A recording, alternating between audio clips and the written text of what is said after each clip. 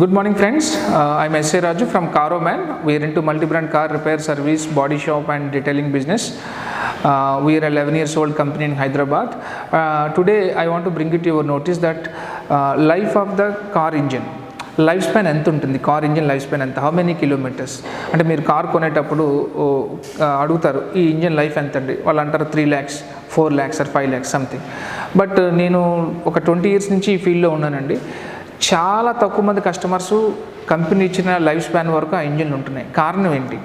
ఈరోజు we are going to discuss in this video and we are going to introduce our car detailing studio today, Caroman car detailing studio.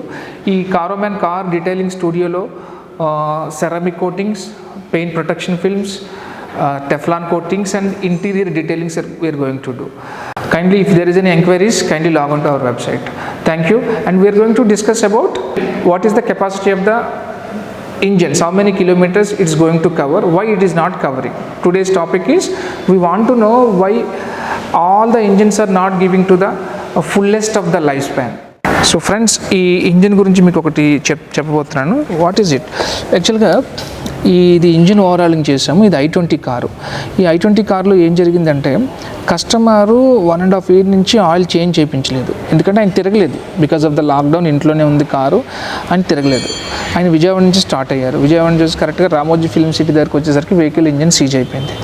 So ఎందుకు seize అయిపోయింది అంటే, so ఇక్కడ నేను చూపిస్తున్నట్టు మీకు ఈ ఆయిల్ సంప్లో నుంచి ఈ ఆయిల్ ఎప్పుడు కూడా ఈ మొత్తం ఇంజిన్ హెడ్ వరకు కూడా సప్లై చేస్తూ ఉంటుంది. ఎక్కడ ఈ ఆయిల్ సర్క్యులేషన్లో ప్రాబ్లం వచ్చినా ఆల్ ఇంజిన్ పార్ట్స్ అన్నీ కూడా ఖరాబ్ అవుతాయి. ఖరాబ్ అవుతుంటే హీట్ అవుతాయి. హీట్ అయినప్పుడు ఆ మెటల్ చిక్కదనం, మెటల్ అనేది ఎక్స్పోజ్ అవుతుంది, వీటికి మెల్ట్ అవుతుంది. ఆ మెల్ట్ అయితే డీఫార్మేషన్ అవుతుంది. వన్స్ డీఫార్మేషన్ అయిందంటే కనెక్టింగ్స్, లోపల ఉన్న పిస్టన్ రింగ్స్, హెడ్లో ఉండే వాల్స్ అన్నీ కూడా మెల్లమెల్లగా డ్యామేజ్ అవ్వడం స్టార్ట్ అవుతాయి. వన్స్ బాగా ఓవర్ హీట్ అయిన తర్వాత కూడా మీరు కార్ డ్రైవ్ చేస్తే ఇంజిన్ లాక్ అయిపోతుంది, కనెక్టింగ్స్ బెండ్ అయిపోతాయి.